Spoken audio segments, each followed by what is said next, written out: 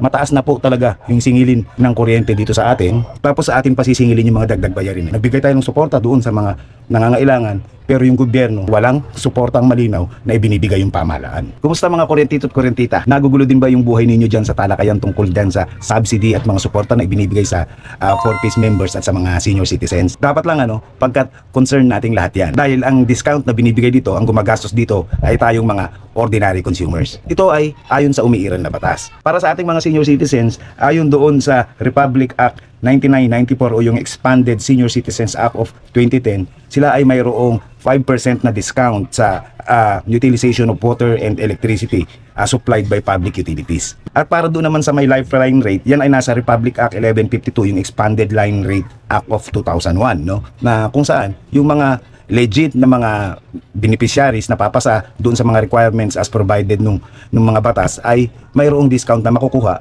depende doon sa kung ano ang kanilang monthly consumption. At sa mga discounts na yan, ang nagbabayad yan ay tayong lahat ng mga consumer sa pamamagitan ng bill natin. Makikita nyo yung mga bill natin, meron tayong iba't ibang bayarin, pumapasok yan doon sa may universal charges. Yun, yung mga sinisingil sa atin na yan, napupunta yan doon sa mga kwalipikadong mga beneficiaryo ng programa sa discounts na yon ng pamahalaan. Ang tawag po doon ay cross-subsidy. Bakit po sila kailangang tulungan? Logic po, nangangailangan ng tulong At kaya po hindi pa ako nag-agree pag nakakarinig po ako ng mga komento na sinasabi na tayo ay nagtotolerate lamang ng mga tamad at tayo ay nagbabayad ng katamaran noong mga membro na yon. I beg to disagree po. Kaya po ginawa yung batas na yan sa pagkilala na meron po talaga tayong tinatawag na social inequality o yung hindi pagkakapantay-pantay sa lipunan.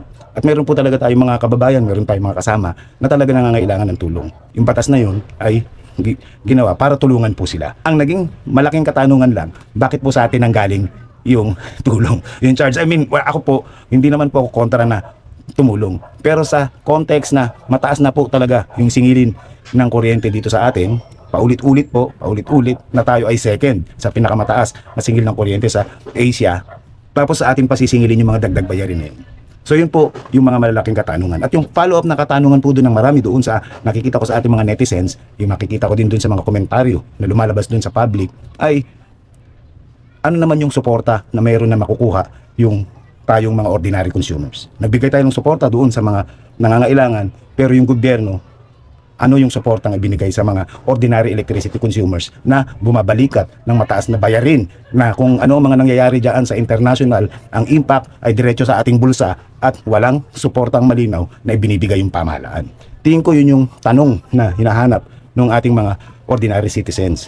Sana nakatulong yung talakayan na ito para magkaroon ng linaw kung ano yung mga basic na usapin tungkol sa usapin ng lifeline rate at senior citizens discount.